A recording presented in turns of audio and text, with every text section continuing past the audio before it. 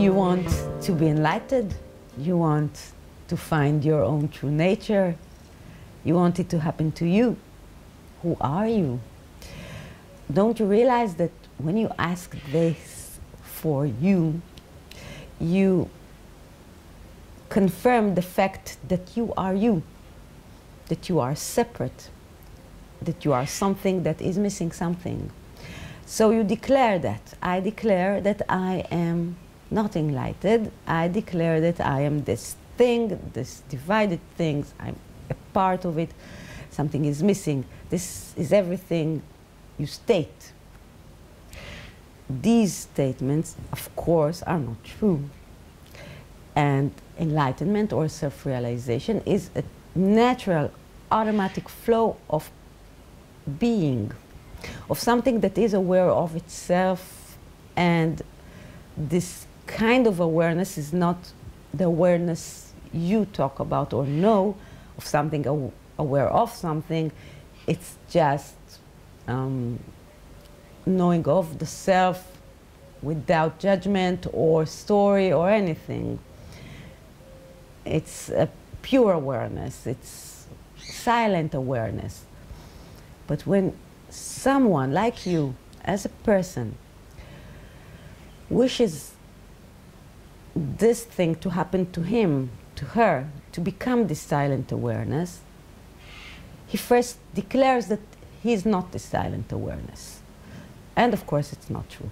So the silent awareness, or what we are, or nothingness, call it what you want, says, like not says, but the natural thing or the logical thing that happens, that it corresponds with what you reflect. You reflect the fact that you are not connected, so it shows you that you are not connected. Of course, that this is a very noble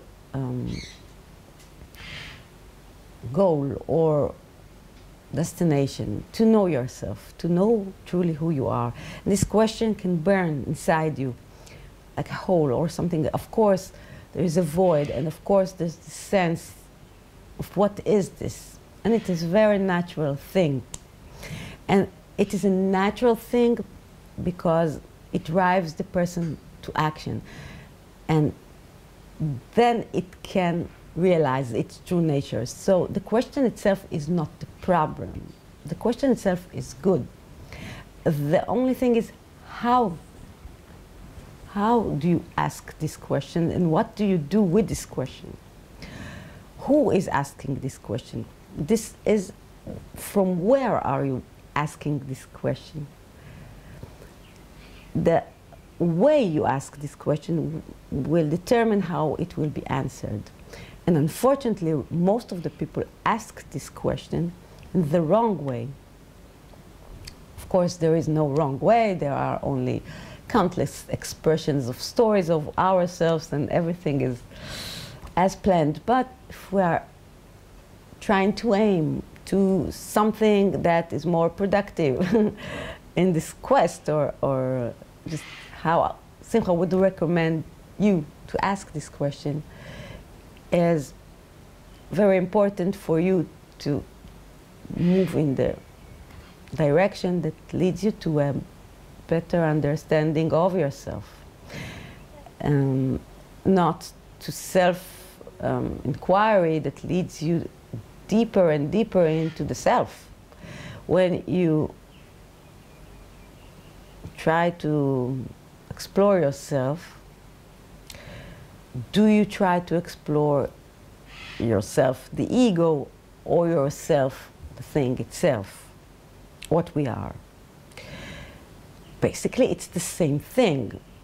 We are the silent awareness, this pure thing, expressed as a character. So we are basically, there is no division. But when we make this inquiry, the way we analyze our self must be in the broader picture of who we are, from a noble place, the self-reflection has to be done with the purest tools, with the highest intention. Otherwise it will not do, it will not be true, it will not reflect what you are. It will only reflect the lacking, the wanting, and everything that is connected to this sad ego party, the little party it makes. The story, the ego, the character wants to preserve itself, wants to create drama, wants to express a story, an interesting story. This is why he will always pull towards the selfish meanings of every occurrence. Everything that happens will enter the prisma of what is it doing to me, to my character. How does it influence me? When the inquiry or the question must be, what is this thing doing to the entire structure? How is everything connected to the character? How is the character connected to everything? How does she influence everything? What is she doing? What is the story, not of the character, but of the character inside the story? It's like self-inquiry cannot be of the character from this narrow point of view. It's like scientists that will isolate the thing that it is studying, and what will be the result. It has to take everything under consideration. It has to test it, or it has to compare it, or it has to see how it was influenced, or it will influence. Otherwise, this inquiry will be very shallow, and of course it will be inaccurate.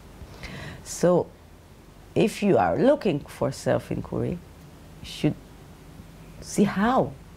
How do you inquire yourself? How do you learn who you are? So the basic thing, like I've said, is not knowing who is making this great voyage, who is doing that, who is asking the questions. What is the basic assumption of who am I? When I make this self-inquiry, I know that I am a character. You know that you are a character. This is your belief. But you know that you are a character that is something more. You know that when you ask yourself. You are everything. You can have this idea in your mind when you look at yourself. And this is how you can look at your past. Of course, everyone has a story. What is your story? Was it a hard story in your childhood? How did it change you? What were the other parameters that influenced your story? What was their role? What did they make you become? How do you change? Did you change from these circumstances? Did you learn? What did you learn? How did you learn? Of course, when you take this inquiry and concentrate not only on yourself in the story, if the story included your mother, what happened to your mother? She is also you. When you make this inquiry, you have to see that everything around you is you, so you cannot explore only the character. You cannot do that. You have to explore everything that has happened to the character, everything that touched the character. Your mother is you. She was in your story at your childhood. Explore her motives. How did she influence your character? What are you taking from her? What are you not taking from her? Everything is you in your story. So the question is beautiful. How do you ask it? asking yourself is asking the entire structure of everything. This is how you become everything, and this is how you realize that you are not the narrow perspective of the current way this illusion is expressed through you, or the illusion of what is expressing now, my voice now. This is what is being expressed. But the question needs to be deeper.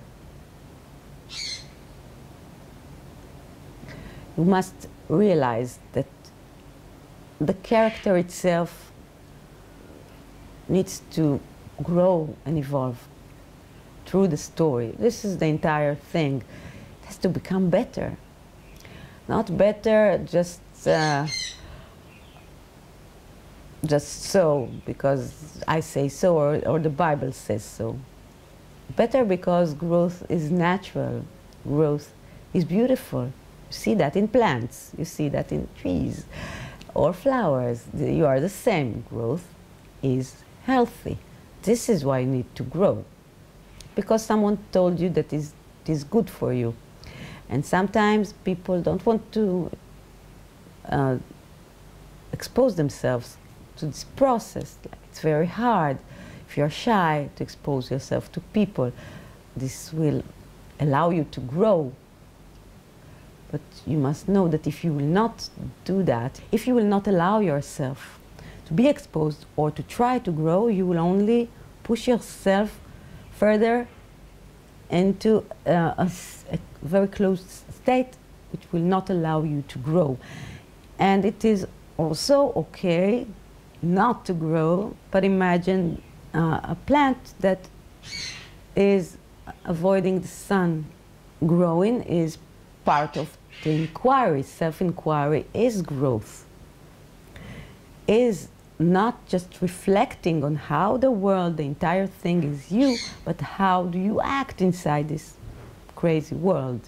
What do you do? How do you use it? So self-inquiry is not just reflecting on what has happened to me, who I am, how did I react.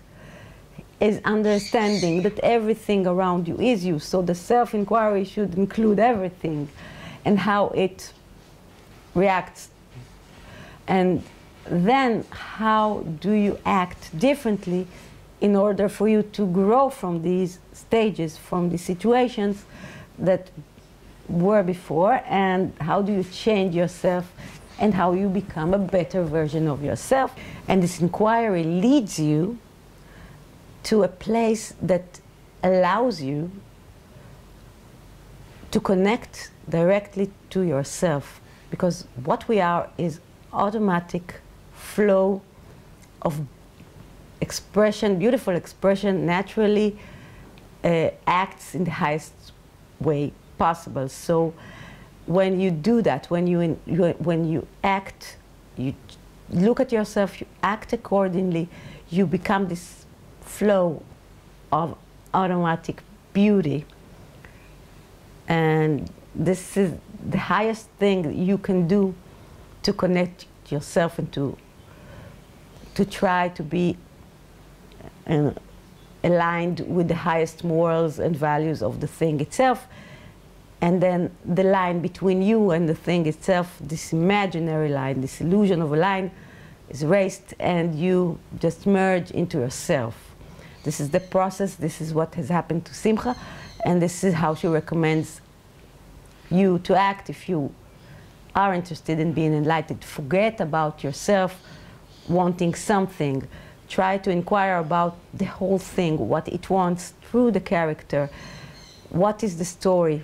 What were the main plot lines that you gone through? Who were the others that are also you? What was the influence of the thing? What was learned? How do you grow? And how do you change it through acting inside the story and becoming this flawless, pure expression of yourself? Bye.